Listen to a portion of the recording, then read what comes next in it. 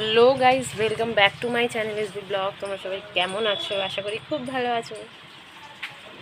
দেখো না, প্রায় 9টা বাজে সকাল। তো এখান থেকেই ব্লগটা স্টার্ট করছি। আজকে সারাদিন আজকে কী ব্লগ শেয়ার করি, দেখতে থাকো। ব্লগটা কিন্তু খুব ইন্টারেস্টিং হতে চলেছে, অবশ্যই দেখো আর কমেন্ট করে জানি। তো চলে এসেছি টিফিন করতে, মুড়ি আর আলু সকালবেলা। কাজবাজ সব সারা হয়ে গেছে। এখানে শাড়ি কাপড় বের করেছি। অ্যাকচুয়ালি আজকে এক জায়গায় যাব সকালবেলা। এই যে আমার ছেলে কাপড় টাপড় ফেলে যে কি করছে কোনো ঠিক নেই।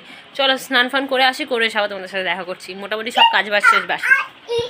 তো এই যে রেডি ফেডি হয়ে বেরিয়ে পড়েছি। 3 যা, এই দেখো শাড়ি পরেছি। 3 যা আছে, বড় ভাসুর আছে, 2টো বাচ্চা আছে। তো বেরিয়েছি হচ্ছে আসলে আজকে একটা ইনভাইট আছে হচ্ছে বিয়ে বাড়ি। তো বিয়ে বাড়িতে যাচ্ছি। সকালে হচ্ছে গায়ে হলুদ, মেয়ের বিয়ে।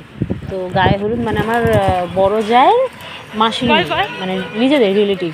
তো সেখানে বিয়ে বাড়ি হচ্ছে, তো ওখানে যাচ্ছি। বৃষ্টি আর কাদার কথা কিছু বলা নেই। বর্ষাকালে মানে কি বলবো, ঝমঝমনি। আর বর্ষাকালে যে মানে বিয়ে লাগবে এরমও খুব কম শোনা যায়। তো এর লেগেছে বিয়ে, মানে যার ভাগ্যে যার বিয়ের ফুল যেরকম ফোটে সেটাই হচ্ছে ব্যাপার। এই যে হচ্ছে কোণে যে এখানে দাঁড়িয়ে আছে, আর এখানে সবাই হলুদ করে এইসব মানে বিয়ের রিচুয়ালগুলো দেখলে মানে নিজেদের কথাগুলো মনে পড়ে যায় আবার করে, যে মনে হয় যেন কত মানে নতুন নতুন ব্যাপারগুলো কী সুন্দর থাকে। তো যাই হোক, বিয়ের এক্সপিরিয়েন্স তো মানে সবার, মানে সব মেয়েদের কী আর বলবো।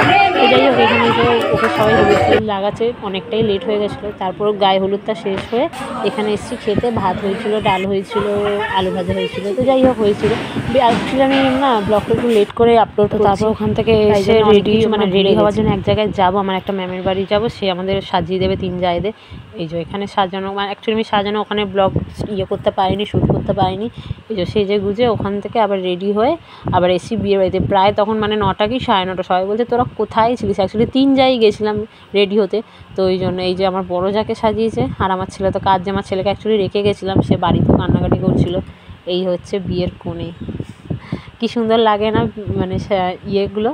তো যাই হোক, এখন বিয়ে মানেই ব্রাইডাল, তো ব্রাইডাল করেছে ওই জন্যই মানে মুখ চোখ আরোই চেনা কম যাচ্ছে। এই যে বিয়ের পিঁড়িতে বসে নিয়ে যাচ্ছে। বিয়ে বলে নাকি বিয়ের পিঁড়িতে বসলে নাকি মেয়েরা ভারী হয়ে যায়, জানি না। আমিও নাকি খুব ভারী হয়ে গেছিলাম। আমার মেশোরা আমায় তুলেছিল, বলছে বাপরে বাপ তোকে তুলতে পারছি না, এত ভারী হয়ে গেছি। যদিও আমি খুব হেলদি ছিলাম না, কোনো দিনই হেলদি ছিলাম, বাট খুব যে হেলদি ছিলাম তা নয়। অ্যাকচুয়ালি এই শাড়ি কাপড় এই মালার ওয়েট নেওয়া যায় না, জানো তো। তো ওই ওয়েট না নিতে পারে, শুধু সবাই বলে মেয়ের ওয়েট বেড়ে গেছে। মেয়ের খেয়ে ওয়েট চাপিয়ে দিলে মেয়ের ওয়েট বাড়বে না বলো? তো এখানে হচ্ছে ঘোড়া, শুভদৃষ্টি হবে, তারপরে মালা বদল হবে, তারপরে হচ্ছে এই যেখানে মালা বদল হবে, মালা বদল হয়ে তারপরে বিয়ের পিঁড়িতে বসবে।